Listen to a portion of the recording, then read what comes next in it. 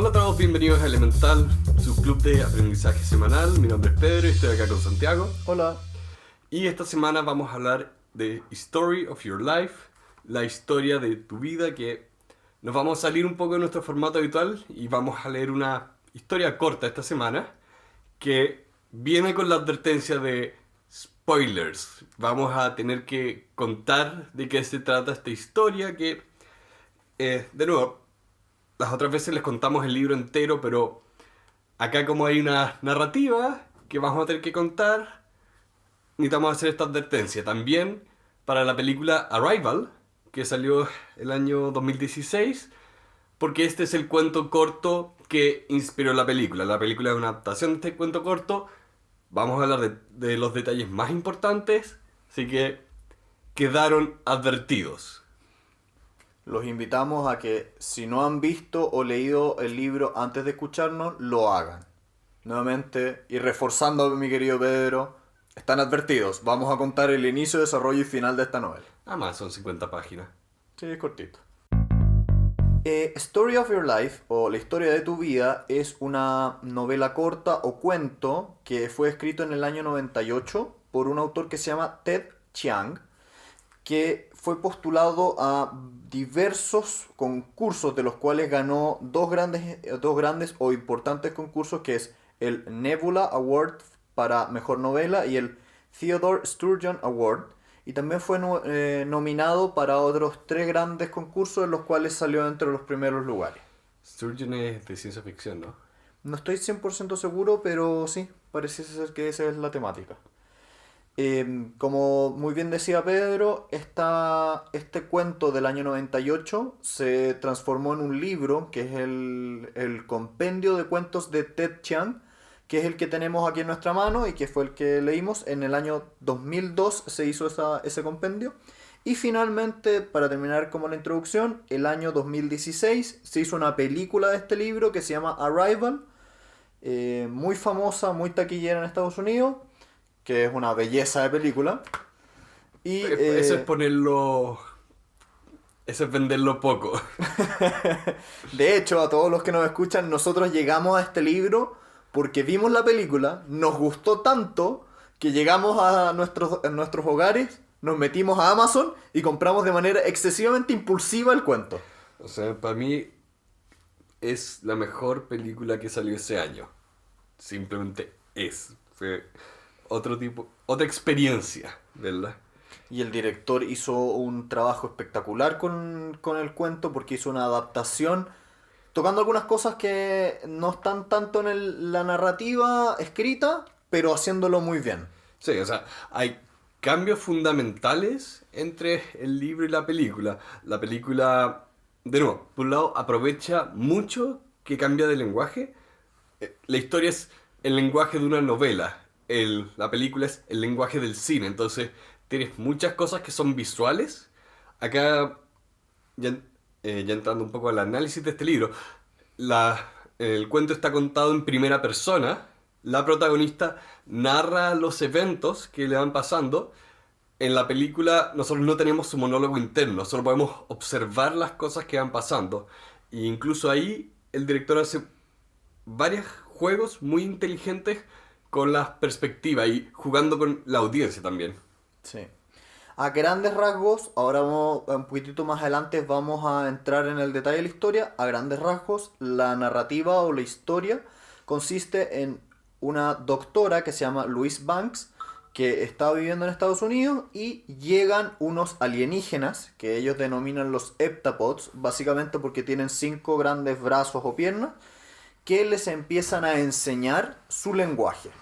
Y esta persona, la doctora, es una lingüista muy famosa y muy conocida, que es la encargada de hacer de descifrar este idioma. Y en el camino es donde van pasando muchas cosas muy interesantes que dan lugar a que nosotros hoy estemos conversando este libro. Exacto. En primer lugar, y revisémoslo un poquito cronológico. Okay. El primer acercamiento. Hay una ironía en lo que acabas de decir. Sí. Al final de este podcast se van a dar cuenta la ironía de lo que acabo de decir. El libro, tanto el libro como la película parten con la misma idea, de que ella hablando sobre su hija. esto es un tema muy interesante porque a medida que avancemos en el libro nos vamos a dar cuenta que esa hija no ha nacido aún. No, y de hecho, yo encontré que bueno, la película me sorprendió más eso, pero en el libro tú notas que hay algo peculiar, y por esto decía antes que esta historia aprovecha que está escrita, porque ahí el autor lo que hace es que escribe en pasado y futuro al mismo tiempo. Entonces una oración se estructuraría como recuerdo cuando tenías 3 y tú vas a decir que tienes hambre. Entonces hace ese juego constante de que se está recordando, pero después habla como si estuviera prediciendo algo que va a ocurrir. Es un recuerdo del futuro, esa es la choreza de esto. Exacto. Y con eso como que puedes sospechar de que algo está ocurriendo. De hecho, me gusta mucho como apertura porque lo aterriza a algo muy cotidiano, pero le da ese pequeño como jueguito lingüístico que te hace sospechar de que hay algo raro. Exacto. Porque después salta al tiro el tema de que y un día llegaron aliens. Las partes que son narradas de lo que son los hectapods, eso tiene una estructura ya normal de que peleas de cualquier novela, de que las cosas van pasando y tiene un lenguaje normal. Entonces, cuenta como aparecen simplemente un día estos hectapods que dejan una especie de cubos de vidrio donde se les puede ver en 120 lugares en el planeta, y como ella se le acerca a un coronel porque ella es profesora de lingüística y le dice, necesitamos que puedas traducir lo que están diciendo, que puedas aprender el idioma de ellos, porque lo chévere es que tanto en la película como en la novela estas cosas son tan alien en su diseño que es imposible saber qué están pensando, qué están sintiendo, porque son una cosa indescifrable. Y el idioma que ellos tienen también es indescifrable. De hecho, es muy entretenido como este libro lo que hace es hablar del lenguaje utilizando un lenguaje curioso. Sí. Eso me gusta mucho. Los heptapods tienen, a ver, una distinción respecto a la película con el libro. En la película, los heptapods hablan y se comunican de la misma forma escrita que hablada. En cambio, en el libro, la doctora descubre que los heptapods tienen dos tipos de lenguaje. Un lenguaje oral y un lenguaje escrito. Uh-huh. Y los distingue como el heptapod A y el heptapod B. El A, que es el oral, funciona de manera cronológica, porque cuando tú hablas y emites sonidos tienes que encadenar una palabra detrás de la otra, un sonido después del otro. Pero lo interesante es el lenguaje escrito. Claro, porque yo esta parte la encontré bastante más fácil de entender habiendo visto la película, y de hecho me llamó la atención que en la historia no hubiera ningún dibujo de cómo se supone que se ve la escritura. Porque la describen harto, la describen como estos círculos con distintos brazos, es casi como una mancha de tinta. Y eso que en la historia corta hay después diagramas.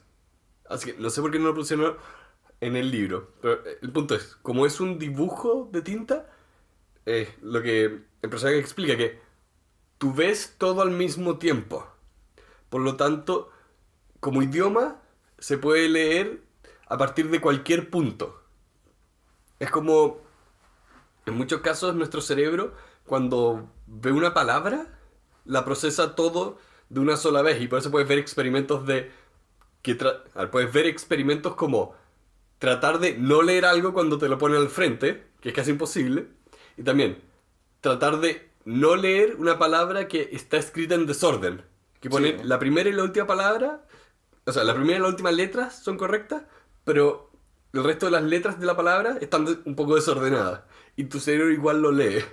Lo interesante también es la forma en que lo narra ella como investigadora del idioma. Y utiliza ciertas analogías que son muy divertidas. Le explica al coronel, bueno, en realidad esta palabra significa tal cosa. Y después dice, no, en realidad era mentira lo que estaba diciendo, pero ilustra muy bien mi punto.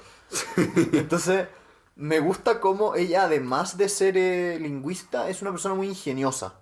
Sí. Y eso se demuestra a lo largo del libro. Cómo esta persona va más allá de solamente ser una lingüista común y corriente. Y eso es un elemento que tal vez no se vislumbra tanto en la película.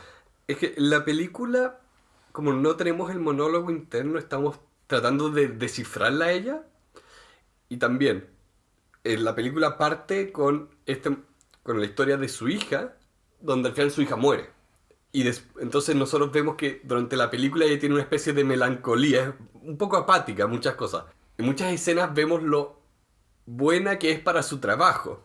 La historia corta tiene un poco más de humor, tiene más personalidad ella en cuanto a jugar con las otras personas, podríamos decir.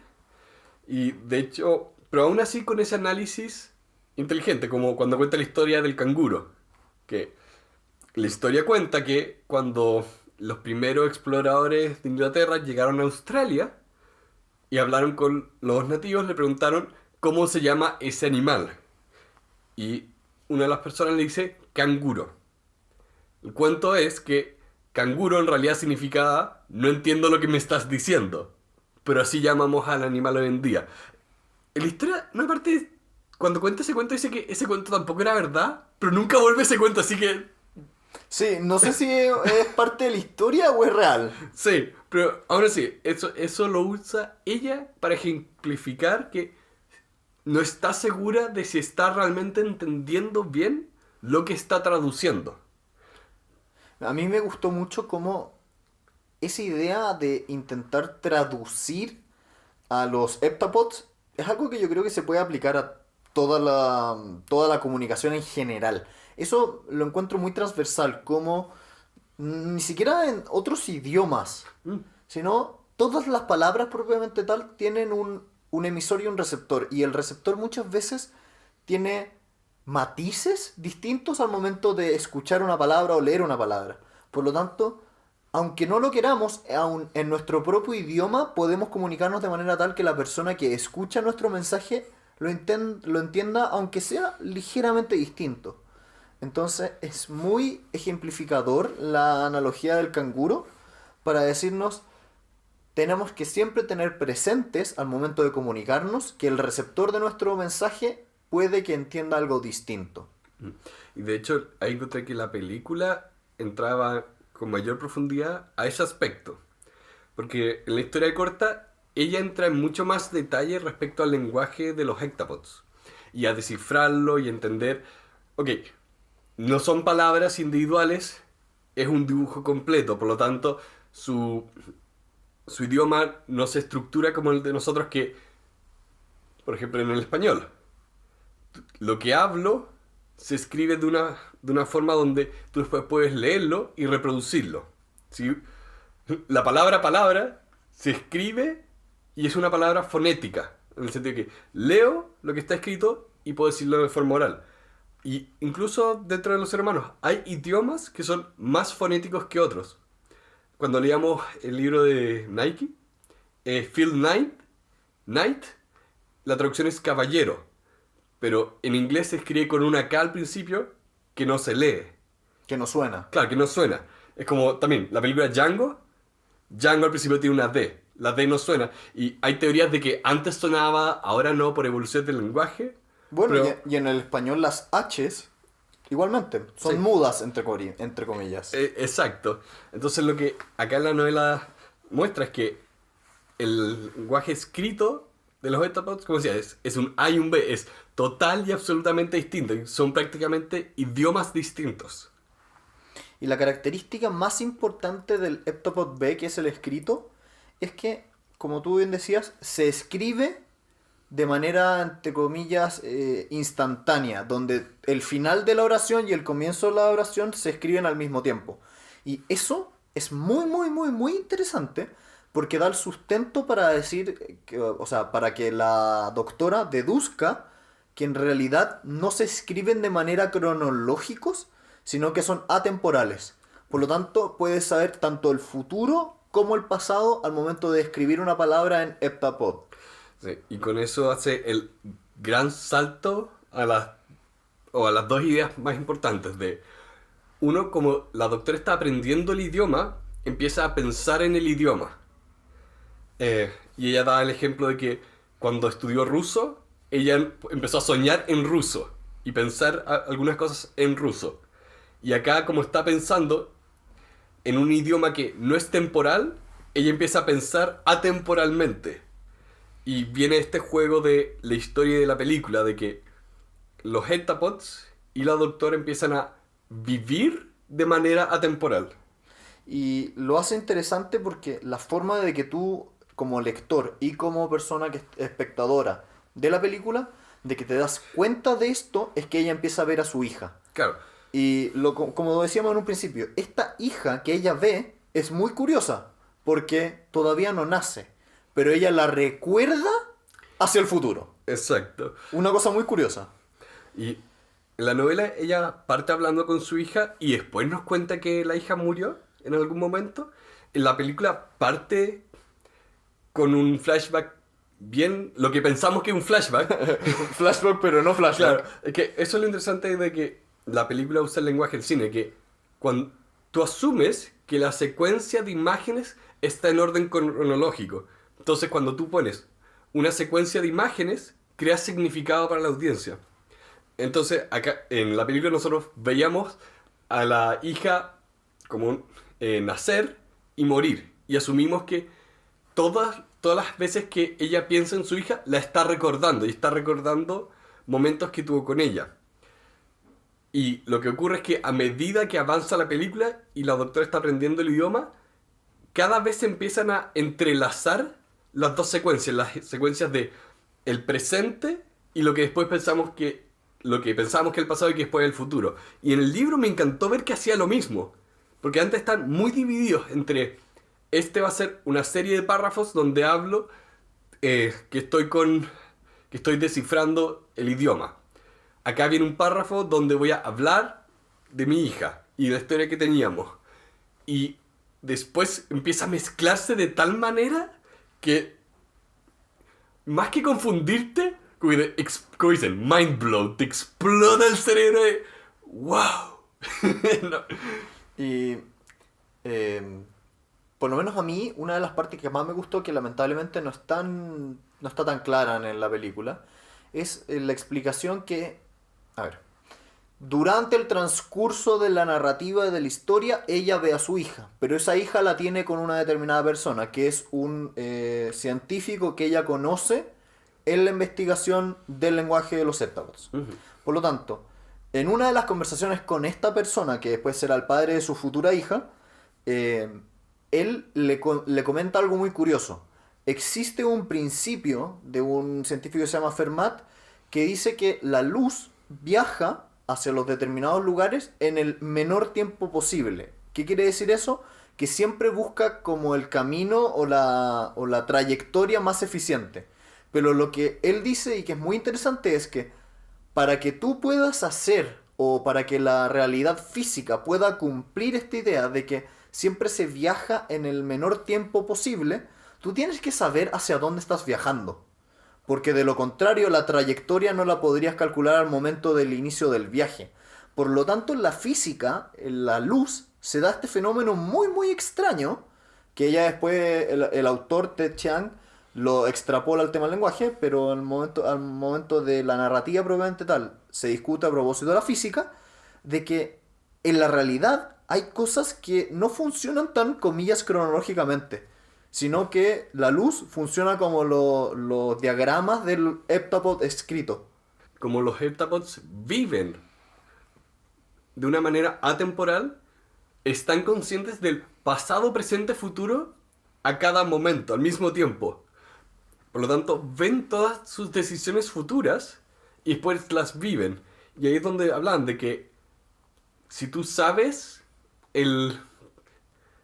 si tú sabes dónde estás partiendo y hacia dónde vas, puedes tomar el camino que maximiza la velocidad.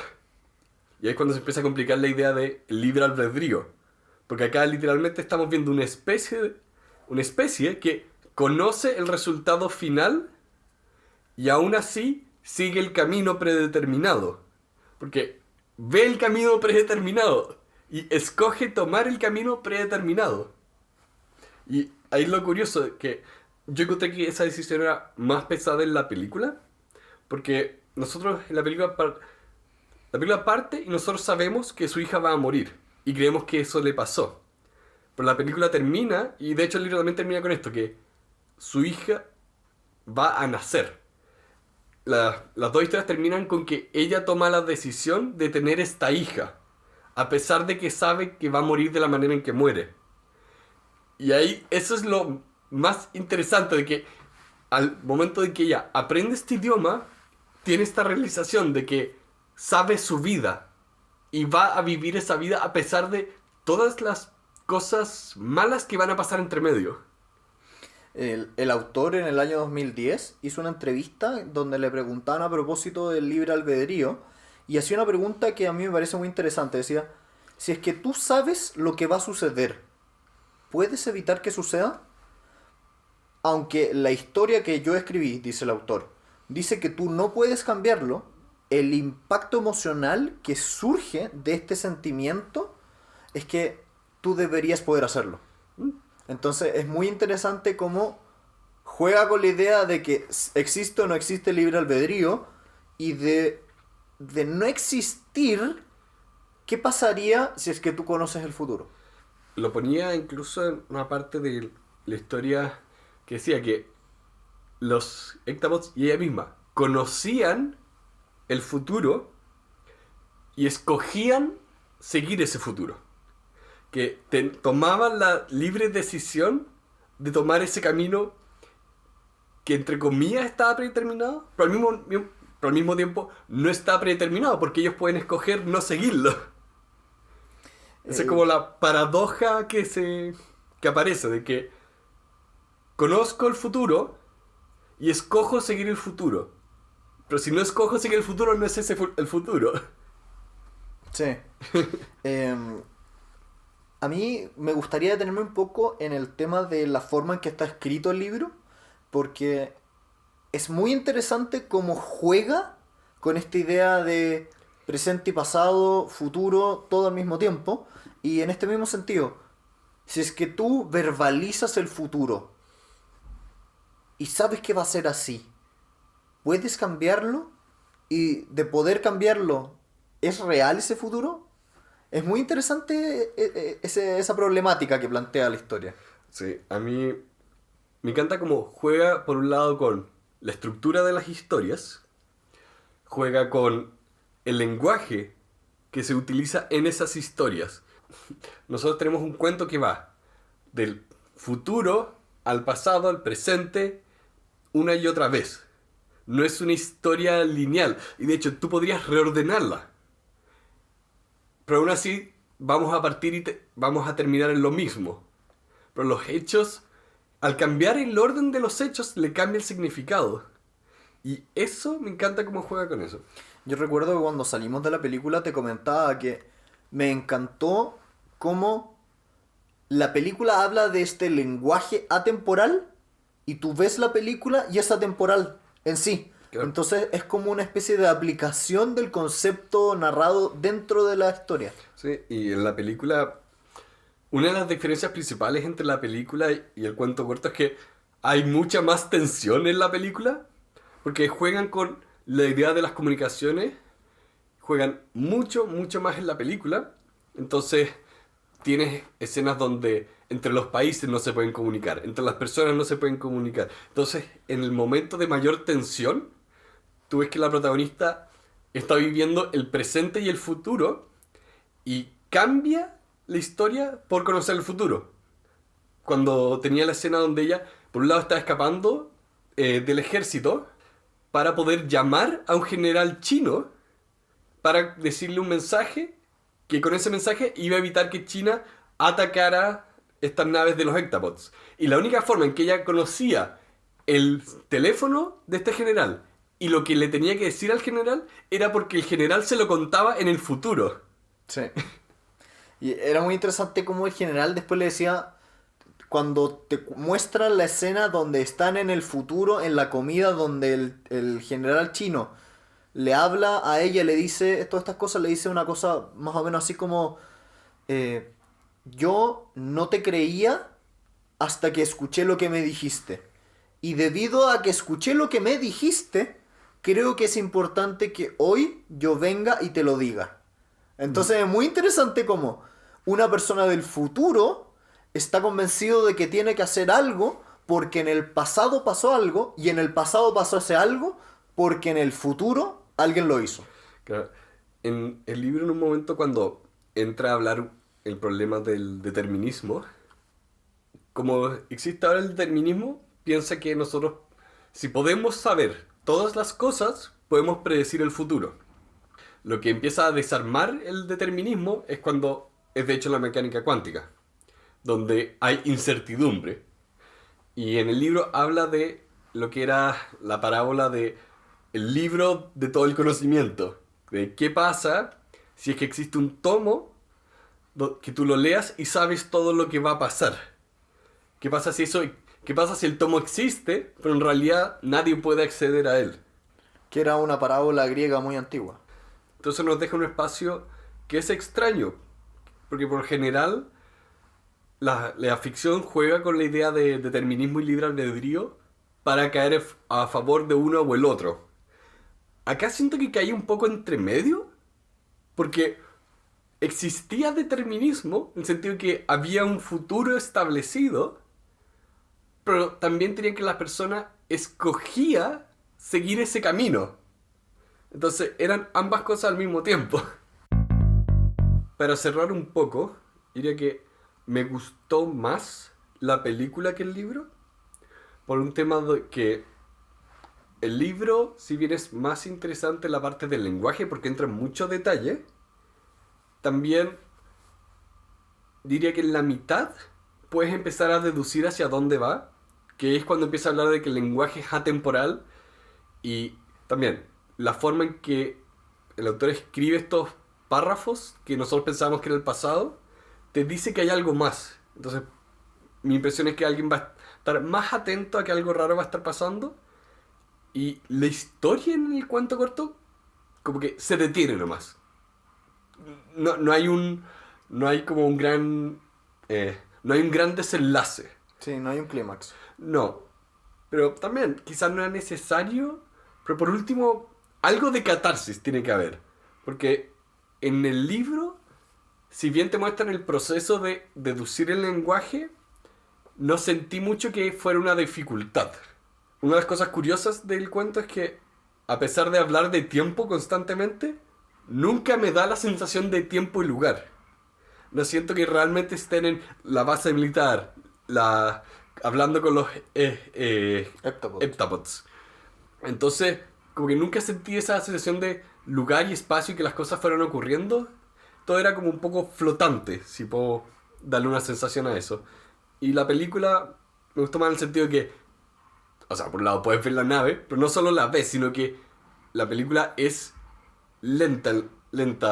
Se toma su tiempo para darte la sensación de cada uno de los lugares. Y de nuevo, le ponen un poco más de tensión al final. Hay un desenlace, pero también hay un desenlace emocional. Eso creo que fue lo que más me impactó, de que realmente sentí la emoción cuando ella decide, voy a tener a mi hija, aunque la voy a ver morir. En el libro, no tanto.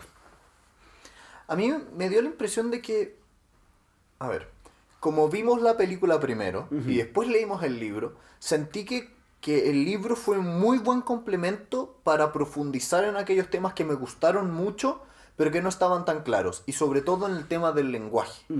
El principio de Fermat, el hacer la distinción en los tipos de idioma, el ver cómo está escrito este juego presente y pasado y futuro, me gustó mucho en sí.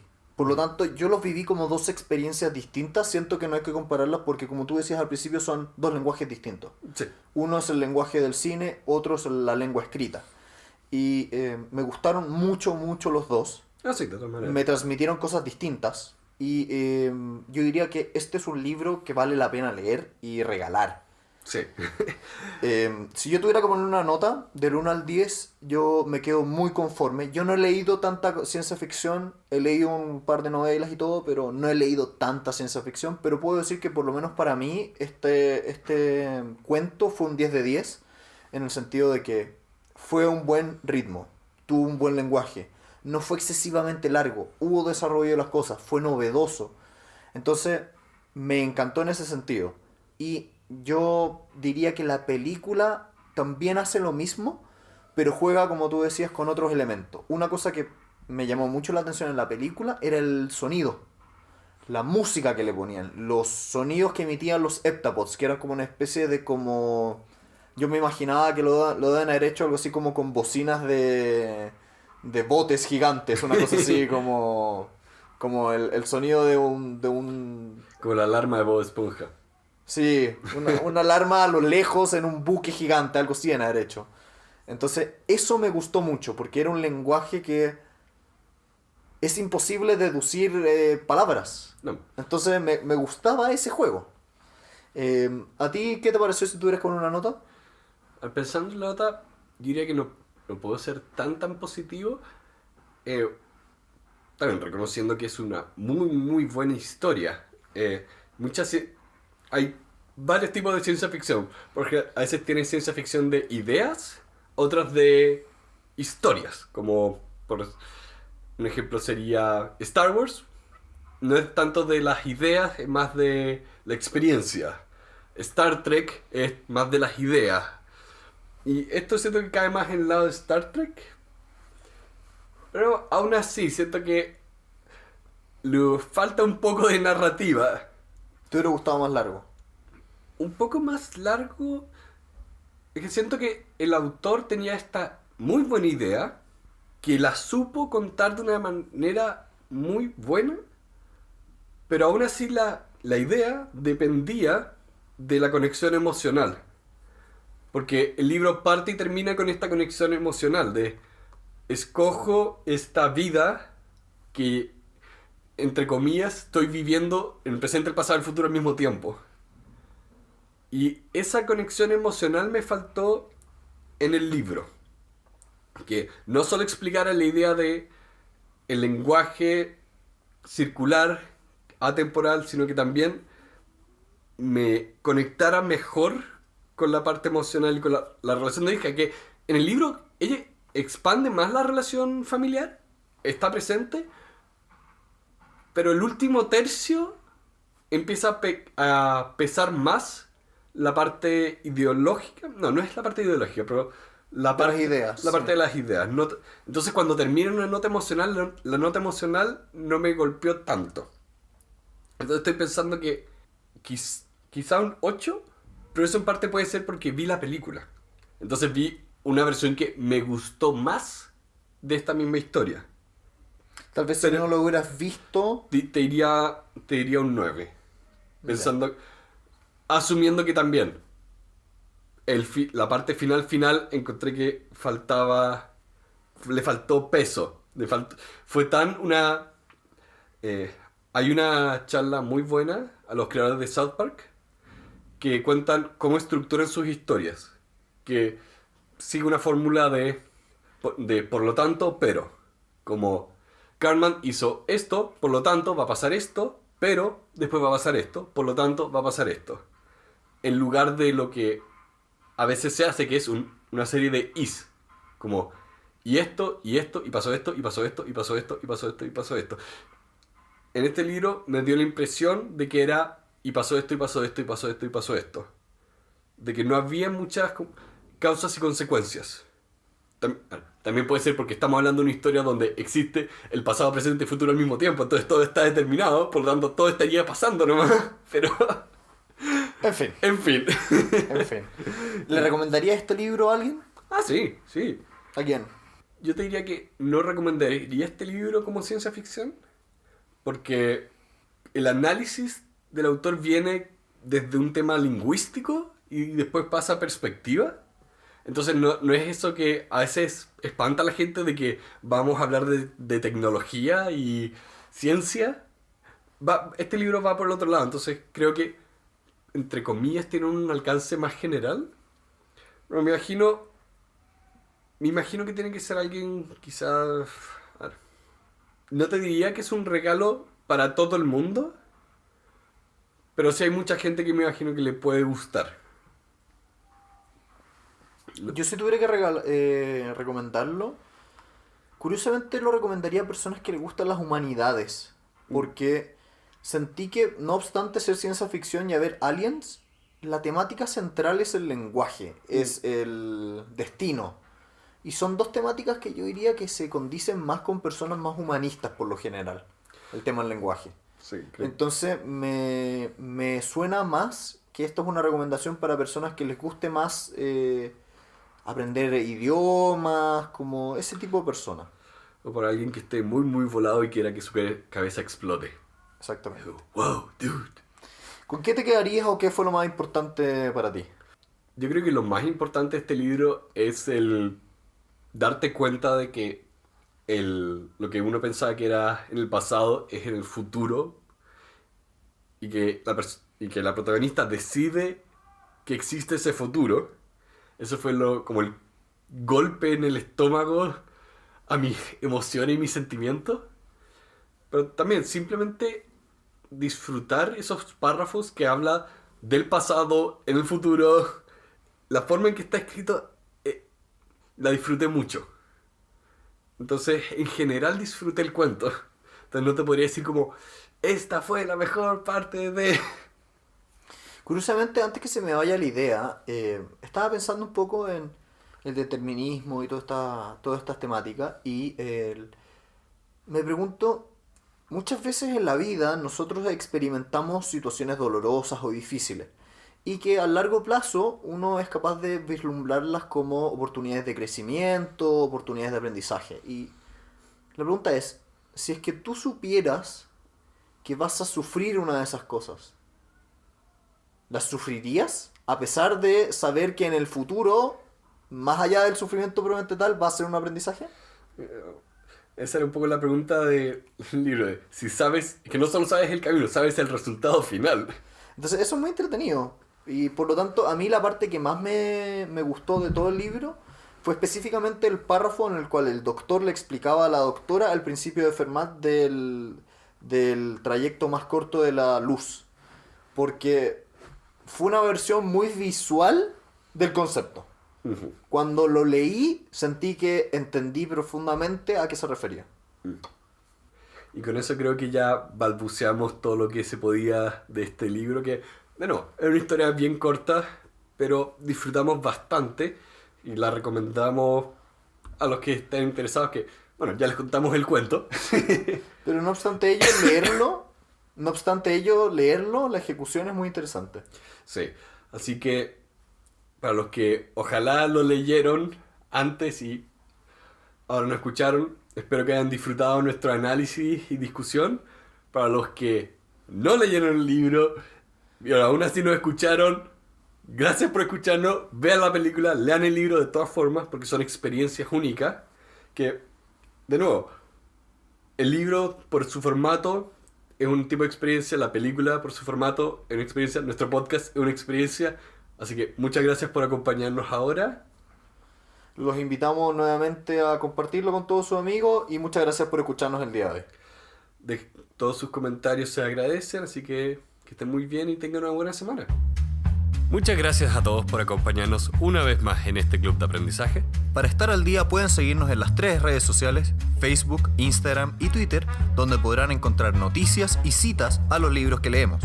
Los invitamos a compartir con todos sus amigos este episodio para difundir sus ideas y hacer de este un mundo mejor. Les pedimos que nos dejen sus comentarios y opiniones en nuestras redes sociales y en particular las aplicaciones Apple Podcasts y Overcast si están en iPhone y Podbean y Stitcher si es que están en Android. Finalmente, los invitamos a suscribirse a nuestra comunidad en la aplicación de su preferencia. Muchas gracias a todos aquellos que forman parte de este club de aprendizaje. Que estén muy bien.